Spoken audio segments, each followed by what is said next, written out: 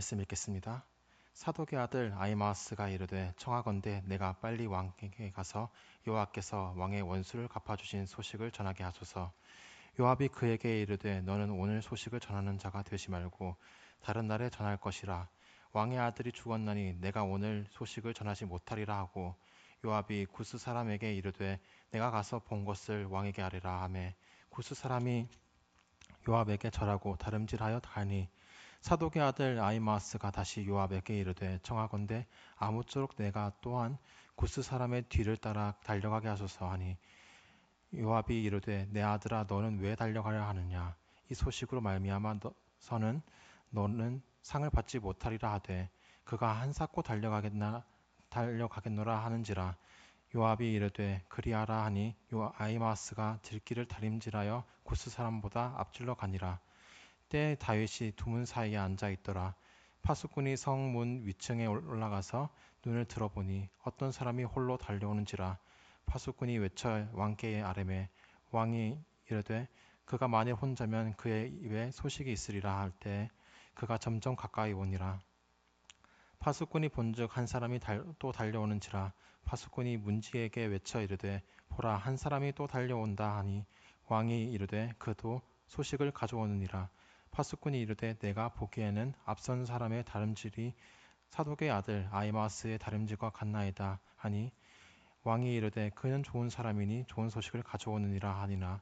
아히마아스가 외쳐 왕께 아뢰되 평강하옵소서 하고 왕 앞에 얼굴을 땅에 대고 절하며 이르되 왕의 하나님 여호와를 찬송하리로소이다. 그의 손을 들어 내 주 왕을 대적하는 자들을 넘겨주셨나이다 하니 왕이 이르되 젊은 압살롬은 잘 있느냐 하니라.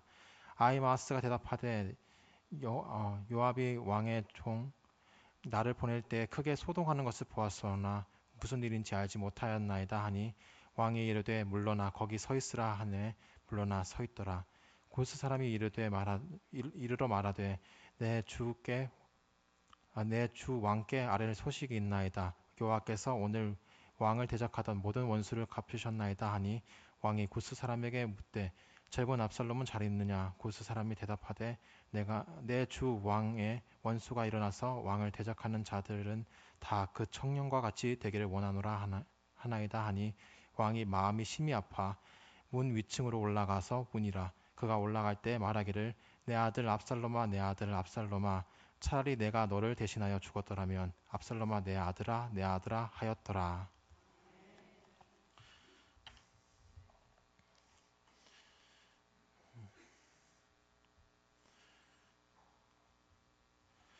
네. 할렐루야 반갑습니다. 네. 어, 괜찮으시다면 옆 사람들을 보면서 또 이렇게 인사해 보면 어떨까요? 네, 샬롬. 아, 아, 감사합니다. 저 지금 초등부에서 이때까지 설교해 오다가 이렇게 또 큰 강당에서 또 어른들 앞에서 많은 사람들 앞에서 이렇게 설교하려니까 너무 지금 또 긴장이 되고 떨리는데 오늘 교육자분들이 제 얼굴을 보니까 계속 웃으시더라고요. 그래서 오늘 제 얼굴을 통해서 또 웃음을 전파할 수 있어서 참 고맙습니다. 그래서 오늘 이제 말씀을 또 하나님께 기도하는 마음으로 또 말씀 전해볼까 합니다. 네. 사람들은 누구나 또 빠른 것을 좋아합니다. 또 특별히 우리나라가 또 빨리빨리 문화 아니겠습니까? 그래서 저도 어릴 때부터 어머니께서 빨리 해라, 빨리 준비해라, 뭐 빨리 밥 먹어라 이렇게 이야기를 많이 들었습니다. 어, 이제 우리가 빠른 것도 중요하지만 그러다 보면 빠른 것만 강조하다 보면 우리가 중요한 본질을 놓칠 때가 있죠.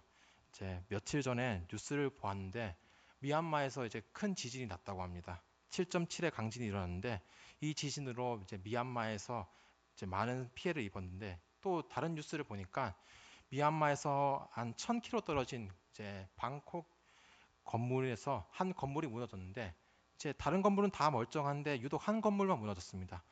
근데 그 건물이 33층 건물로 중국 유명 건설사에서 공사를 맡아서 건설해온 이제 건물입니다. 이번 지진으로 이제 그 건물만 유일하게 폭삭 무너졌는데 그 사고로 10명이 숨지고 79명이 실종된 상태라고 합니다. 이렇게 빠른 것만 추구하다 보면 우리는 그 빠름이 부실로 이어질 수 있다는 것을 알고 있습니다. 이것은 오늘 우리 신앙도 마찬가지라고 생각합니다. 우리는 먼저 오늘 본문 이야기의 배경을 자세히 이야기해 볼까 합니다. 우리 모두 다 잘 알고 있는 다윗 왕. 다윗 왕은 하나님을 잘 섬기는 사람이었고 또 이스라엘의 위대한 왕이었습니다. 하지만 다윗은 우리아의 아내 즉 밧세바와 또 사이에서 죄를 범함으로써 또 그 잘못된 죄를 범하였고 또 다윗이 회개함으로써 그의 죄는 용서받았지만 그의 죄의 형벌은 여전히 남아 있었습니다. 오늘 본문에서 이 모든 내용은 다윗의 셋째 아들 압살롬의 반역으로부터 시작되었습니다. 압살롬은 다윗의 셋째 아들이고 성경에서 보니까 그 이제 말하고 있는 압살롬은 정말 인간적인 매력으로 볼 때는 정말 잘생기고 누가 뭐 말할 필요가 없는 완벽한 사람처럼 보입니다. 성경에서 그의 외모를 칭찬하는데 머리부터 발끝까지 그냥 흠잡을 데가 없다고 합니다. 키도 크고 그러니까 팔 다리도 길고 아주 그냥 외모가 뛰어나다고 볼 수 있습니다. 근데 이제 또 그 중에서 이제 압살롬이 또 머리카락을 기르고 이제 장발로 막 기르고 다녔다 합니다. 그리고 가정은 또 어떻습니까? 가정은 또 아버지가 다윗 왕 아니겠습니까? 이스라엘 왕인 다윗 왕이고 또 재산도 엄청 많았을 겁니다. 이렇게 압살롬은 인간적인 기준에서는 다 가진 사람이었습니다. 하지만 우리가 또 압살롬을 가리켜 또 아브살롬이라고 하거든요. 아브살롬은 이제 그 아브는 히브리어로 아버지란 뜻이고요. 샬롬은 우리가 방금 인사했듯이 샬롬입니다. 그래서 아브살롬의 뜻은 평화의 아버지라는 뜻입니다. 그래서 아마도 아버지인 다윗 왕이 그 아들인 압살롬의 이제 기원을 바라면서 그렇게 살기를 원하면서 지었을 것 같습니다.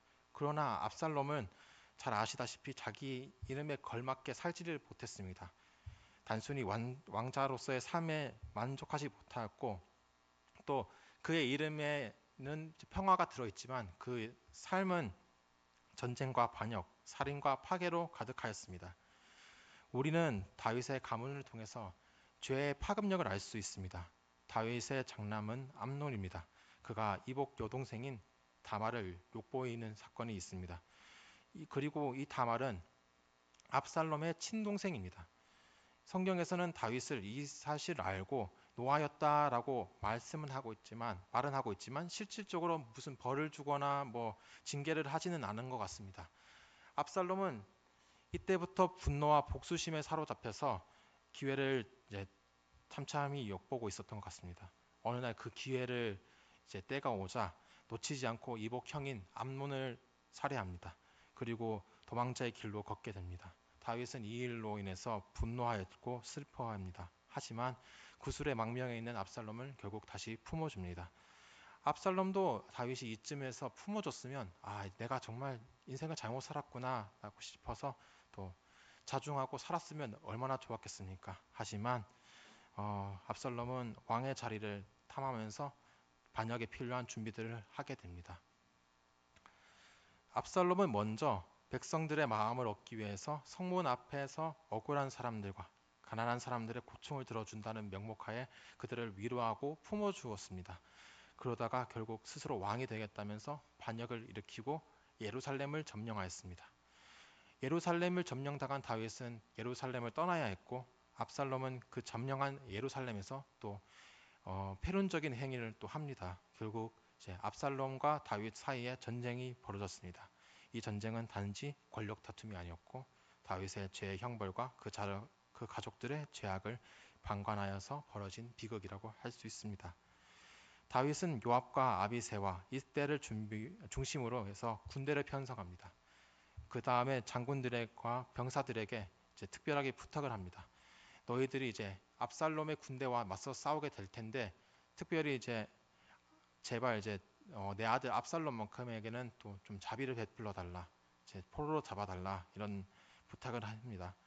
아들은 아버지의 왕위를 빼앗기 위해서 반역을 하고 패륜적인 행위를 하였지만 그 아버지는 그런 아들이라도 죽이지 않고 살리고 싶어 한 겁니다. 그렇게 다윗과 압살롬의 군대는 전쟁을 하던 중 어느 날 에브라임 스풀이라는 곳에서 치열한 전투가 발생합니다. 그 전투에서 압살롬의 군대는 패하고 압살롬은 이제 노새를 타고 막 도망가기 시작했습니다. 압살롬이 막 도망가다가 자신이 그 자랑하던 그 머리카락이 상수리 나무에 걸리게 됩니다. 상수리 나무에 걸리게 되고 그리고 압살롬이 걸리고 노새는 먼저 도망가 버립니다. 그래서 나무에 이제 대롱대롱 달린 채 그렇게 이제 꼼짝달싹하지 못하게 돼 버립니다. 그때 요압 장군이 병사들과 발견하고 이제 병사들에게 명령합니다. 이 저 대롱달롱 달려 있는 저 압살롬을 저 창으로 찔러 죽여라고. 근데 이제 병사들은 다윗의 이제 그 부탁을 들었죠. 그래서 이제 차마 찔러 죽이지 못하고 망설이고 있습니다. 그때 이제 요압이 먼저 이제 창 세 개를 가지고 다윗 이제 네 압살롬을 찌릅니다. 다윗을 찌른 게 아니에요. 압살롬을 찌릅니다.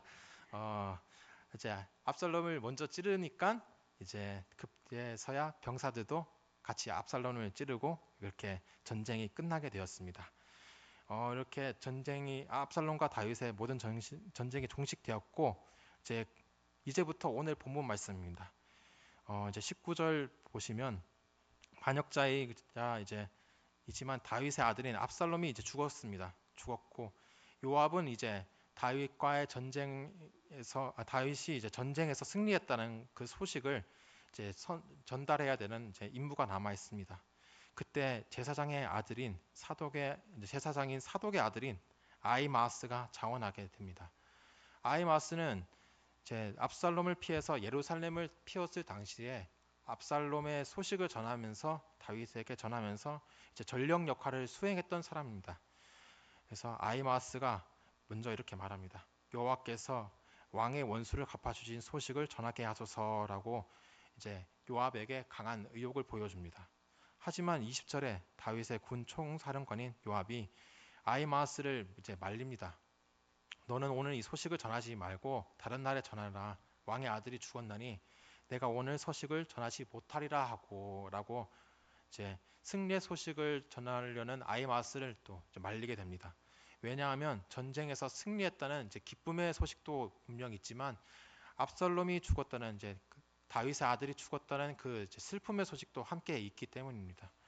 그래서 요압이 다윗과 함께하면서 또 포상을 바라고 이제 죽음을 알린 전령들의 최후를 또 잘 알고 있습니다. 가령 사울 왕을 죽음을 알린 또 그런 아말렉 사람을 다윗이 그 자리에서 이제 처형한 것과 이스보셋의 죽음을 보고한 형제도 또 다윗이 그 자리에서 죽이라 명령한 것을 또 요압은 잘 알고 있었기 때문에 요압은 아히마아스가 이 소식을 전한다는 것을 또 막아선 것입니다. 그 후에 요압은 구스 사람, 즉 에티오피아 용병을 다윗에게 보내게 됩니다. 하지만 22절을 보시면 사독의 아들 아히마아스는 여전히 포기하지 않았습니다. 그는 자신이 아니라 구스 사람을 보낸 것을 또 못마땅해하고 자신도 달려가게 해달라고 전달합니다. 요압 장군에게 다시 간청하니까 이 요압 장군이 아히마아스를 다시 막아섭니다. 내 아들아 너는 왜 달려가려 하느냐라고 물으면서 너가 가더라도 다윗 왕께 칭찬도 못 받을 뿐더러 너는 아무런 상도 못 받을 것이다 라고 다시 설명해 줍니다. 우리는 아히마아스가 이토록 전쟁에서 승리한 소식을 알리고 싶어하는 이유를 한번 생각해 보고자 합니다. 그 이유가 그의 책임감 때문일 수도 있지만 그보다는 왕께 이제 칭찬받고 싶어하는 그 마음이 더 컸던 것 같습니다. 당시 근동 사회에서는 승전보와 같은 그런 소식을 전하게 되면 왕이 물질적으로나 또 명예적으로나 포상해주고 그 사람을 드높여주고 했다고 합니다. 아히마아스 역시도 이런 마음을 가지고 전쟁에서 승리를 또 전쟁에 대한 소식을 다윗 왕에게 알리고 싶어 했습니다. 그래서 요압에게 가서 내가 이 소식을 전할 수 있도록 해달라고 부탁한 겁니다. 끊임없는 부탁에 못 이긴 또 요압은 결국 아히마아스가 원하는 대로 왕의 소식을 전하도록 합니다. 그때 다윗 왕은 이 모든 것이 자신의 죄의 결과라는 것을 알고 있었기 때문에 마하나임에서 전쟁의 소식을 초조하게 기다리고 있었습니다. 그 당시 다윗 왕의 심장은 24절에서 이렇게 말씀하고 있는데요.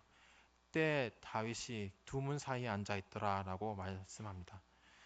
그 당시 마하나임 성은 저기 외문을 뚫고 들어오더라도 내문에서 한 번 더 막을 수 있도록 이중문으로 세워져 있던 것으로 보입니다.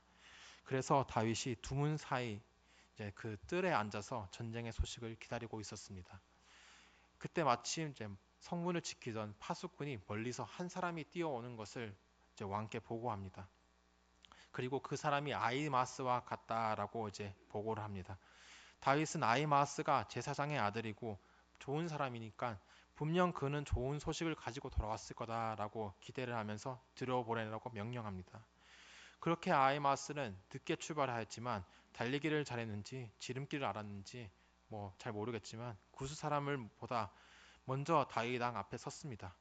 28절을 보시면 아히마스가 이제 여호와 앞에 이제 다윗 왕께 얘기하는데 여호와께서 왕을 대적하는 자들을 넘기셨다라고 말씀하면서 다윗 왕의 승전 소식을 이제 전달합니다.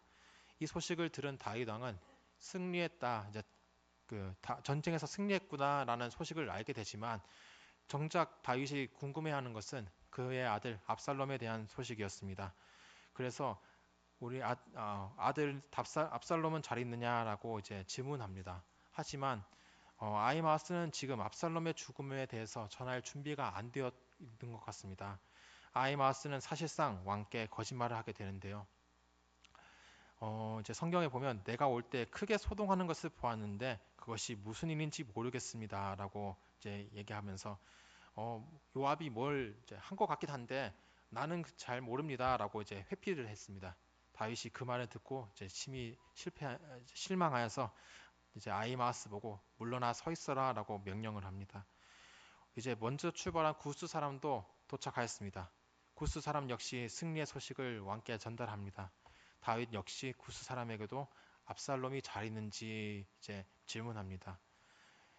앞선 아히마스는 잘 모르겠다고 둘러대었는데 이 구스 사람은 내 주 왕의 원수가 일어나서 왕을 대적하는 자들을 다 그 청년과 같이 되기 원하나이다라며 진실을 숨기지도 않으면서 왕의 감정을 또 존중하는 그런 지혜를 가지고 있었습니다. 이 압살롬의 죽음을 알게 된 다윗이 이제 아들의 이름을 외치고 차라리 내가 죽었더라면 이러면서 통곡을 합니다. 그는 자신이 지은 죄 그리고 가족들의 죄를 그저 바라보고 방관한 자신에 대한 애통함과 탄식을 또 내뱉었습니다. 이것이 오늘 본문의 전체적인 내용입니다. 오늘 제가 이 본문을 묵상하면서 몇 가지 생각해 보았습니다. 첫 번째로 우리는 분명한 목적과 방향성을 가져야 합니다. 아히마스는 다윗 왕에게 먼저 빨리 전쟁에서 승리했다는 소식을 전하고 싶어 했습니다. 그리고 구스 사람보다도 분명히 빨리 도착했습니다. 그러나 그는 전령으로서 전해야 할 분명한 내용과 그 방향성을 잡지 못하였습니다. 아히마스는 전쟁 때문에 힘들어하는 왕에게 전쟁의 승리의 소식을 전하면 왕이 기뻐하지 않을까라고 생각하고 기대했습니다.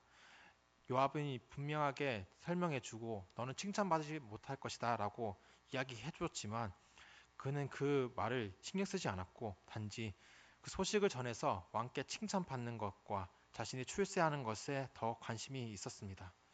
이처럼 우리의 신앙에도 열심은 분명히 중요한 것 같습니다. 그리고 열심이 필요합니다. 하지만 그보다 더 중요한 것은 왜 열심히 해야 되는가라는 그 내용과 목적성과 방향성이 아닐까 생각합니다. 우리는 왜 믿음 생활을 열심히 해야 할까요? 아이마스처럼 내 자신 때문에 아니면 나의 의를 나타내기 위해서 아니면 내 명예를 위해서 해야 합니까? 우리들의 신앙의 열심과 동기는 오직 예수님이어야만 합니다. 우리의 신앙의 방향과 내용은 오직 예수님 한 분입니다. 왜냐하면 그분은 우리의 죄값을 대신 지고 십자가에 죽으셨고 또 다시 살아나신 분이기 때문입니다. 그래서 우리의 열심, 우리가 따를 이유는 오직 예수님밖에 없습니다. 그래서 우리도 우리의 죄값을 치러야 하는데 다윗처럼 죄값을 치러야 하는데 예수님이 그 우리의 죄값을 대신 십자가에 달려서 죽은 그 사랑을 생각하면 우리는 예수님을 사랑할 수밖에 없고 예수님께 감사할 수밖에 없는 존재라고 생각합니다. 우리가 예수님을 사랑하기 때문에 우리가 이 시간에 예배를 드리고 또 예수님을 사랑하기 때문에 전도를 하고 교회에서 봉사하고 헌신하는 것이 아니겠습니까? 두 번째로는 속도 조절이 필요하다입니다. 만약 누군가와 함께 차를 타고 달려가고 있다고 생각해 보십시오. 장거리를 가야 하는데 내가 100km, 200km 밟고 싶은데 제한 속도가 80입니다. 그러면 80km를 밟아야겠죠. 또 옆에 사람이 또 멀미할 것 같다. 좀 천천히 달려주면 안 되겠냐라고 하면 또 천천히 달려줄 수 있는 겁니다. 또 꼭 이런 사람이 있습니다. 화장실을 미리 다녀오라고 얘기해도 꼭 미리 다녀오지 않고 화장실 가고 싶다고 이제 휴게소 가야 된다고 이제 재촉하는 사람들. 그러면 또 휴게소를 한번 들려야겠죠. 이렇게 우리 가운데서도 이제 일을 하면서 상황이 맞거나 사람들이 맞거나 뭐 잠시 멈춰서야 하거나 잠시 늦춰지는 경우가 있습니다. 이런 경우에도 우리가 속도 조절이 필요한 것 같습니다. 아이마스 본인은 내 마음에 내가 어떻게 달려가서 이렇게 하면 되겠지. 또 요압 장군이 이렇게 설명했지만 아니야. 내가 생각한 대로 될 거야라고 생각하고 또 다윗 왕에게 전달하였습니다.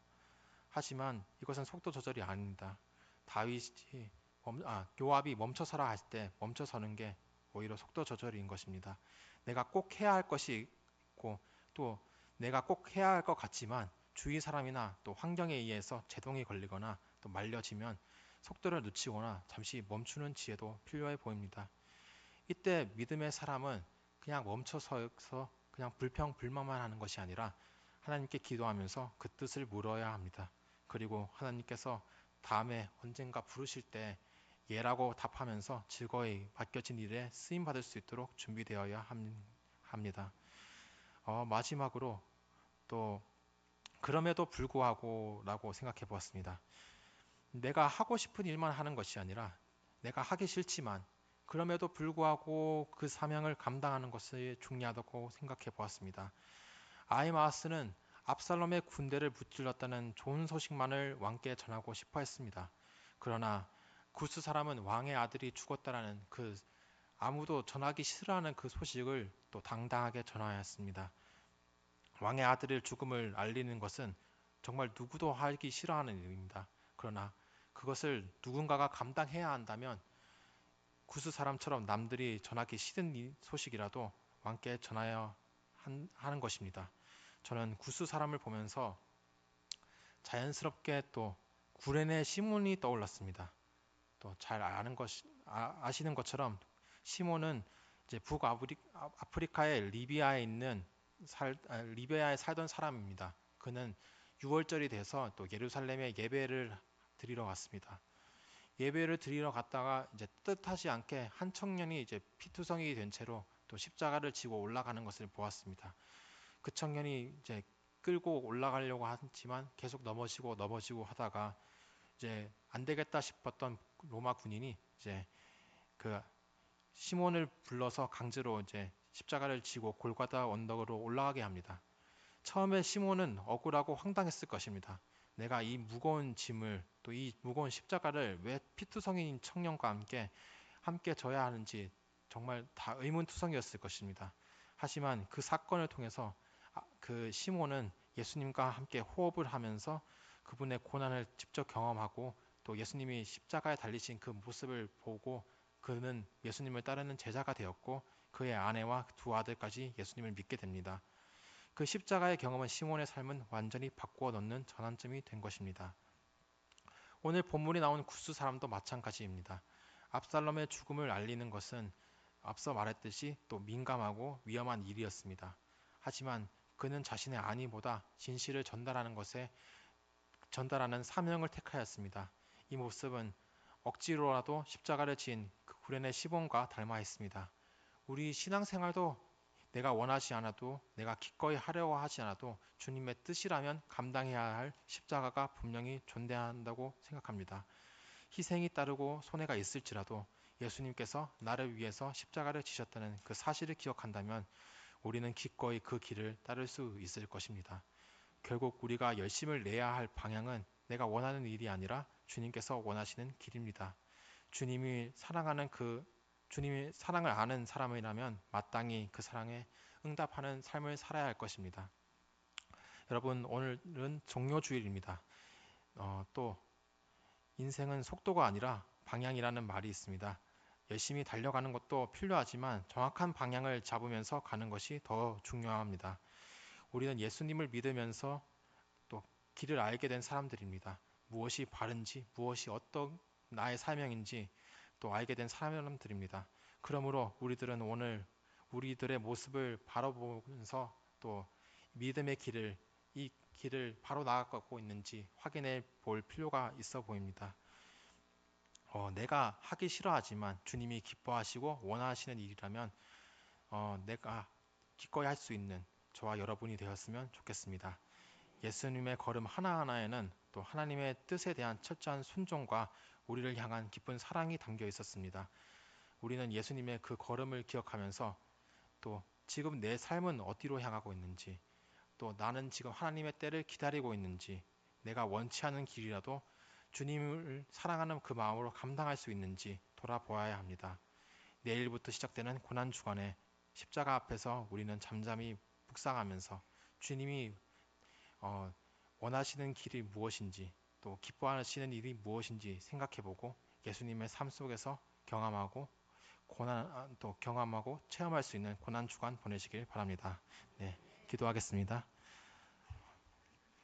사랑의 하나님, 오늘 이 말씀을 통해서 우리 삶의 방향과 사명의 본질에 대해서 다시 깊이 돌아보게 하심에 감사합니다. 아이마스처럼 방향 없이 빠르게 달려가는 열심보다 고스 사람처럼 진실하고 충성되게 맡은 일을 잘 감당하길 원합니다. 주님, 우리의 믿음의 열심이 단지 나의 유익과 명예를 위한 것이 아니라 예수 그리스도의 복음을 드러내기 위한 열심이라는 것을 알게 하옵소서. 종려주의를 맞이하여서 우리를 위해 십자가를 지신 예수님의 그 사랑을 묵상합니다.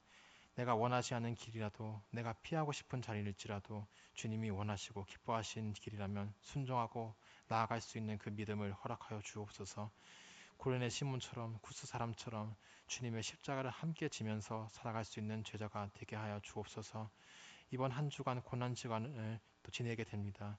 우리 마음을 또 지켜주시고 성령으로 붙잡아 주셔서 십자가 앞에서 또 잠잠히 묵상하면서 그 주님의 사랑을 겸손히 깨닫고 회개하고 결단할 수 있는 우리 모두가 될 수 있도록 주님께서 도와주시옵소서.